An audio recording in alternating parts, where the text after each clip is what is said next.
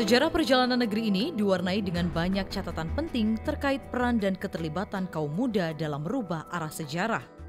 Dari era pergerakan pada masa penjajahan, proklamasi kemerdekaan, masa revolusi fisik mempertahankan kemerdekaan, gerakan Tritura, peristiwa Malari, hingga gerakan reformasi pada tahun 1998, peran para pemuda tidak bisa dipungkiri.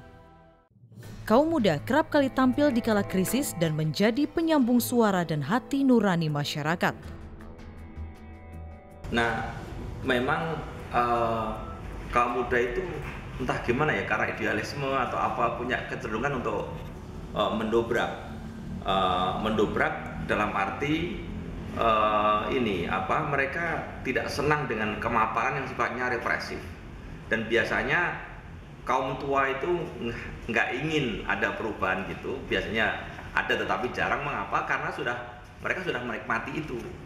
Nah, sementara untuk kaum mudanya, mereka ada di situ tetapi tidak menikmati, maka mereka masih punya idealisme, masih punya cita-cita, masih punya harapan ke depan dan sebagainya, sehingga mereka ini yang biasanya menjadi katalisator, bahkan kadang-kadang juga sekaligus pelaku bagi perubahan.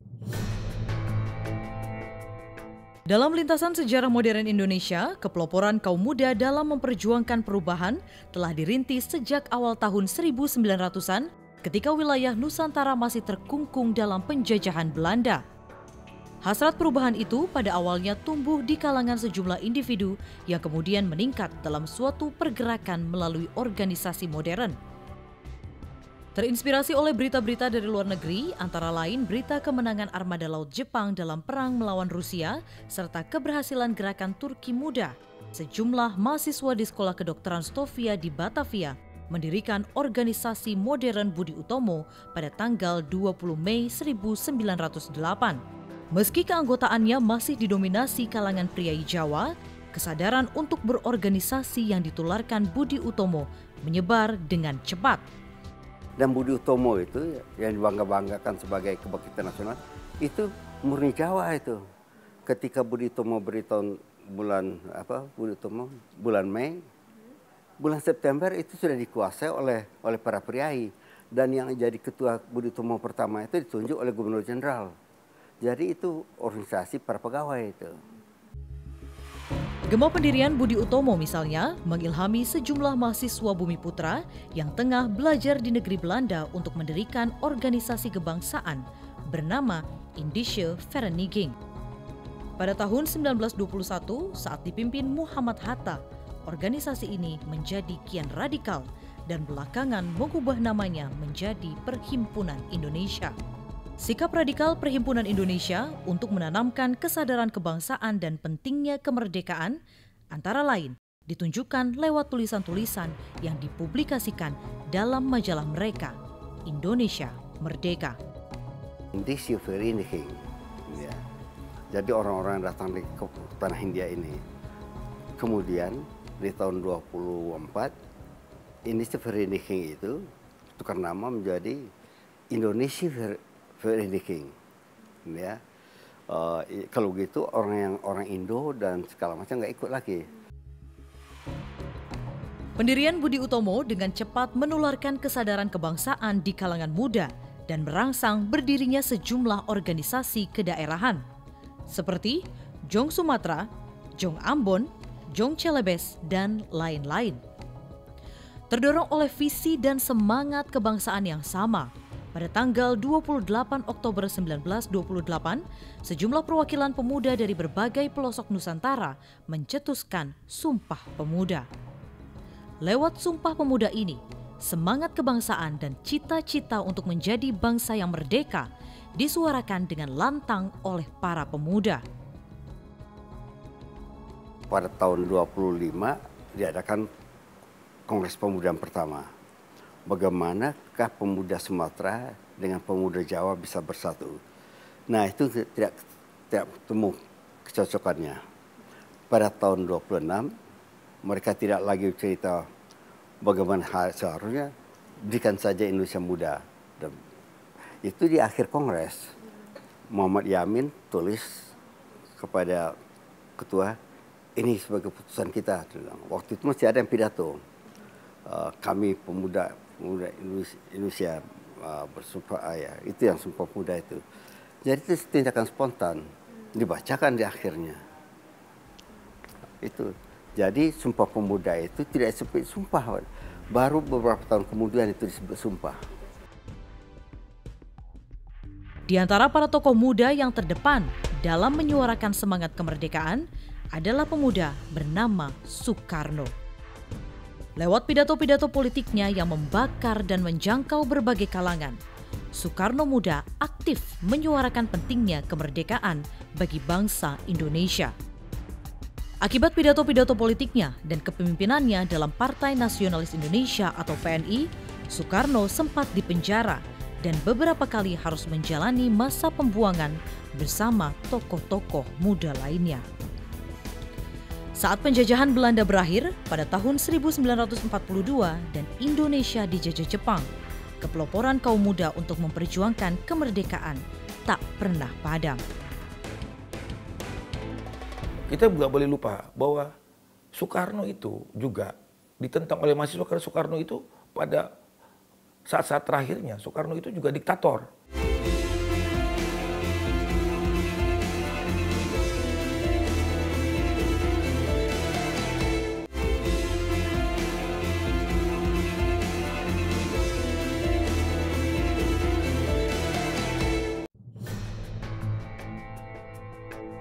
Saat Jepang menyerah kepada sekutu dan sejumlah tokoh politik nasional telah menggelar berbagai persiapan kemerdekaan, kaum muda tampil menjadi katalisator proklamasi kemerdekaan.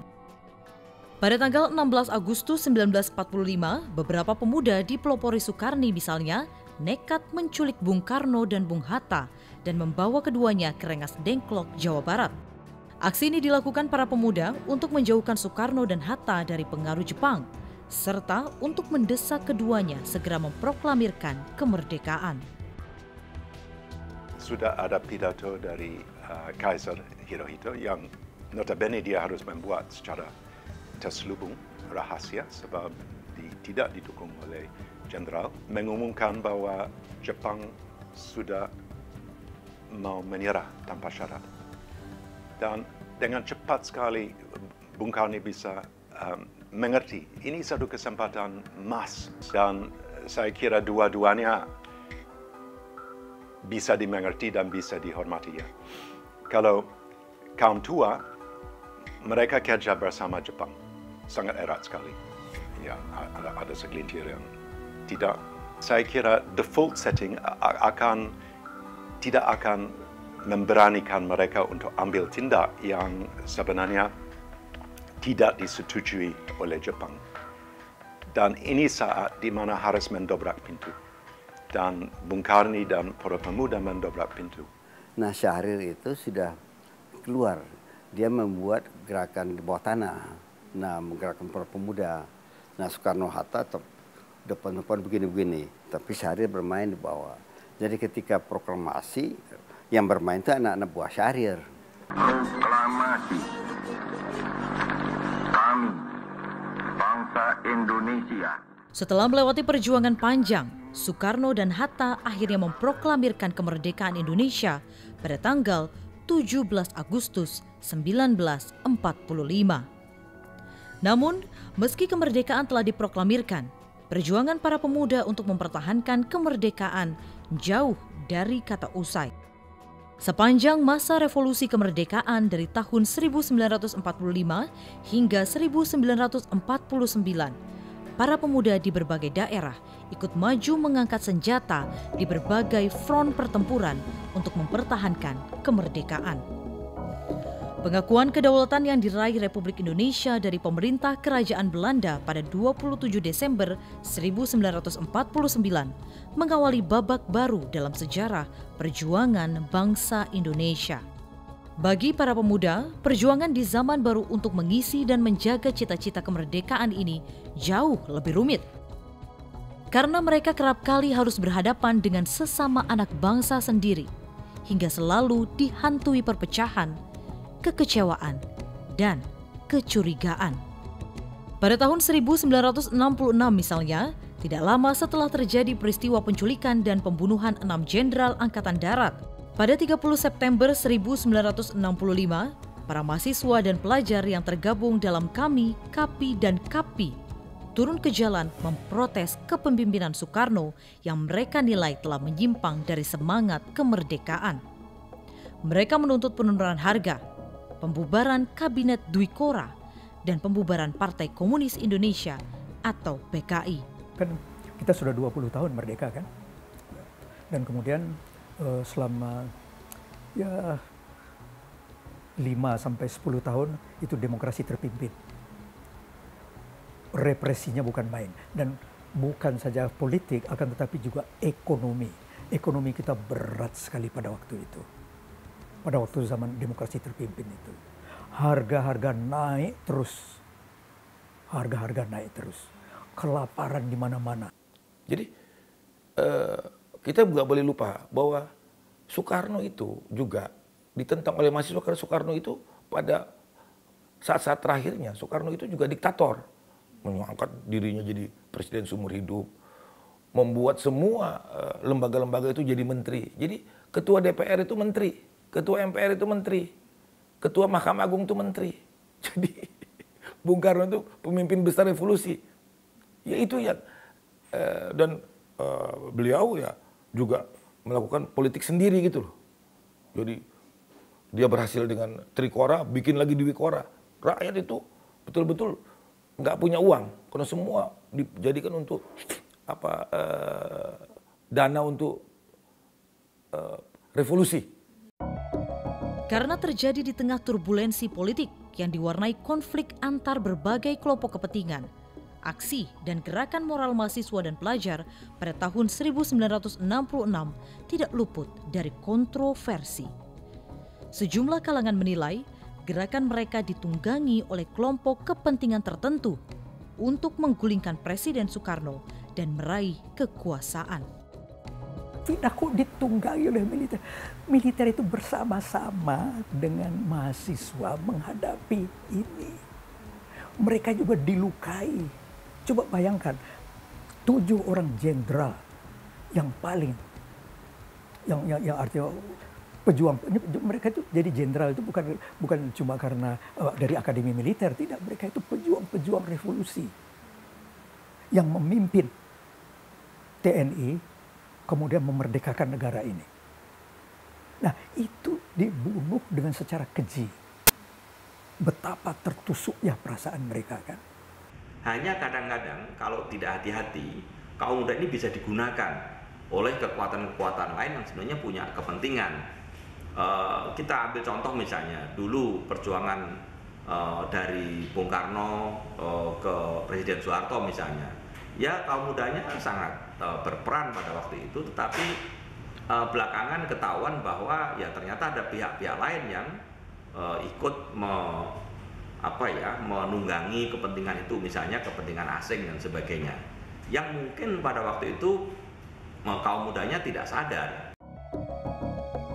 Meski ikut melahirkan pemerintah Orde Baru, seiring naiknya Jenderal Soeharto ke tampuk kekuasaan pada tahun 1966, kelompok-kelompok kaum muda yang kritis terhadap kemapanan dan menjaga jarak dari kekuasaan terus dilahirkan.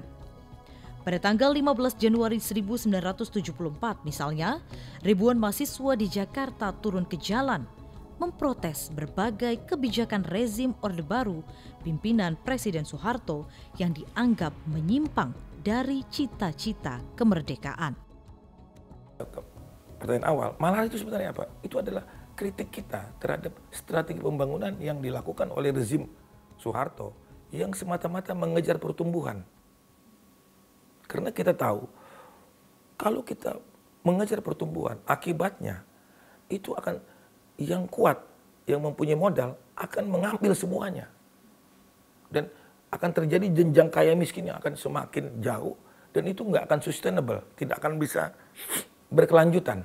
Karena akan terjadi melawan semua hakikat kita lah waktu kita merdeka itu.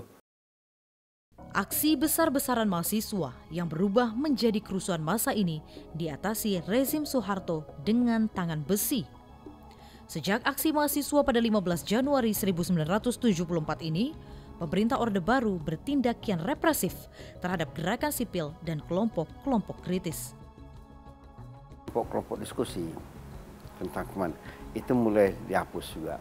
Jadi ada kelompok diskusi para tokoh-tokoh ya, tentara ikut, para orang ex partai ikut segala macam dia, dan berikan saran pada itu juga harus dihentikan. Nah, tapi gerakan terus ada. Tahun 78 besar-besaran mahasiswa tampil. Tapi waktu itu berapa kampus diserbu, diduduki, dan ada rektor yang ditangkap, ada mahasiswa banyak. Nah itu ya, berapa banyak mahasiswa, tokoh-tokoh mahasiswa masuk penjara.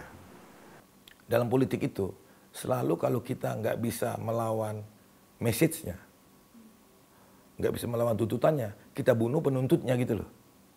Jadi mereka dalam kalau kamu lihat lagi koran-koran tahun 73 sampai 74 awal, dan sebenarnya sampai sekarang nggak bisa melawan kebenaran message yang dibawa oleh suara mahasiswa itu, oleh mahasiswa Indonesia waktu itu ya, yaitu bahwa strategi pembangunan ini hanya menguntungkan orang kaya gitu loh. Tapi karena itu, mereka menuduh bahwa mahasiswa ini ditunggangin. Pada tahun-tahun berikutnya, rezim Orde Baru juga membuat berbagai kebijakan politik untuk membungkam gerakan kritik termasuk dari kaum muda. Untuk membonsai daya kritis mahasiswa misalnya, rezim Orde Baru menerapkan kebijakan NKK, BKK, atau normalisasi kehidupan kampus dan Badan Koordinasi Kegiatan Kampus. Jadi waktu itu mereka reaksinya luar biasa. Itu namanya Nugroho Susanto dipanggil, Daud Yusuf. Sekarang udah insaf semua itu, Daud Yusuf segala macam. Dia bilang, tekan mahasiswa, jangan berpolitik. Keluarlah NKK, BKK. Keluarlah transpolitisasi. Jadi istilah mereka tuh kayak Trans-Siberia. Politik boleh lewat kampus tapi jangan tetap di kampus. Macam-macam. Tapi kan nggak bisa ngelawan alam.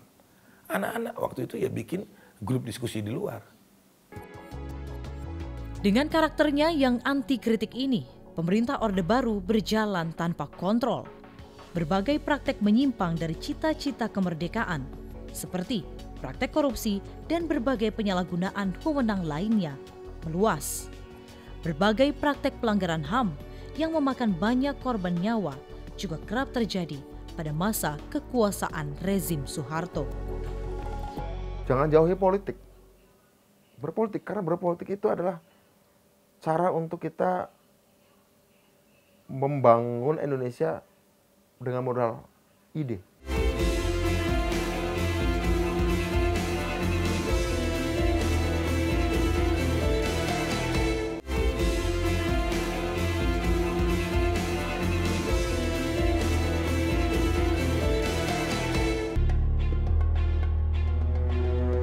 Pada dekade 1980-an hingga pertengahan 1990-an, dalam kungkungan rezim yang represif, berbagai gerakan protes kaum muda tetap muncul meski kerap kali ditindas. Salah satu gerakan protes kaum muda yang menonjol dilakukan oleh sekelompok pemuda dan mahasiswa yang tergabung dalam Partai Rakyat Demokratik atau PRD. Kami terlibat dalam berbagai macam gerakan ya. Saya waktu di mahasiswa demo, kemudian pernah mendampingi petani-petani di desa yang digusur tanahnya, misalnya di Kedung Ombo, di Cilacap, kampung halaman saya, di Ngawi, ada juga teman-teman di provinsi lain, ya, di Jawa Barat, ada di Sumatera, ada di Kalimantan, di Sulawesi, Bali, dan sebagainya. Kita menuntut pejabat yang korup untuk mundur, kita menuntut agar kebijakan yang salah diperbaiki, kita menuntut undang-undang yang tidak lagi relevan dengan zaman harus diubah dan diganti. Sampai kemudian pada akhirnya kami ambil kesimpulan bahwa krisis di dalam sistem atau persoalan di dalam sistem itu nggak bisa diselesaikan hanya dengan cara mengganti 1-2 orang pejabat korup atau sekedar mengganti 1-2 undang-undang yang tidak relevan atau mengganti ya cuma sekedar tambal sulam saja, nggak bisa ya. Karena aktivitas gerakan dan protesnya, partai yang dideklarasikan pada 22 Juli 1996 ini langsung dicap sebagai organisasi subversif. Pemimpin PRD saat itu, Budiman Sujatmiko, ditahan. Sejumlah aktivis PRD juga diculik dan 5 diantaranya hingga kini belum ditemukan. Justru penahanan kami anggap sebagai sebuah kesempatan untuk kami melakukan pengendapan semua pengalaman, mengumpulkan lagi pengetahuan dan ngasih bahan bakar lagi pada semangat, dalam bentuk semangat bagi teman-teman yang masih bebas di luar untuk berjuang. Pada bulan Mei 1998, kaum muda terutama mahasiswa menjadi bagian penting dalam gerakan sipil menuntut reformasi pada 1998.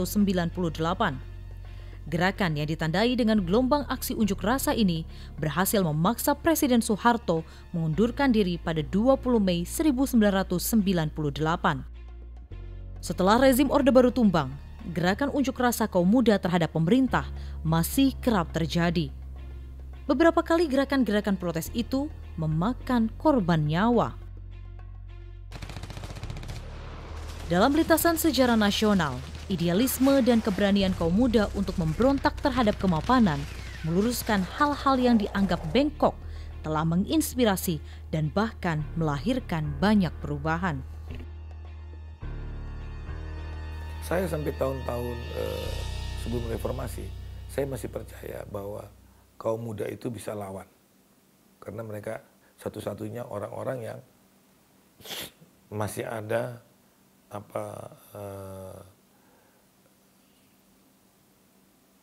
kaitan mengerti sejarah. Tapi sekarang ini saya takut ya, yang ngerti sejarah itu benang merah itu nggak banyak gitu. Pertama ya, satu, jangan pernah lelah mencintai Indonesia. Karena Indonesia ini adalah karya besar bersama bapak ibu kita, kakek nenek kita. Jangan jauhi politik. Berpolitik, karena berpolitik itu adalah cara untuk kita membangun Indonesia dengan modal ide. Perjalanan sejarah nasional telah mencatat banyak kisah gemilang terkait perlawanan kaum muda dalam mempelopori perubahan. Namun, sejarah juga mencatat berbagai kisah penindasan dan pengkhianatan terhadap pengorbanan mereka.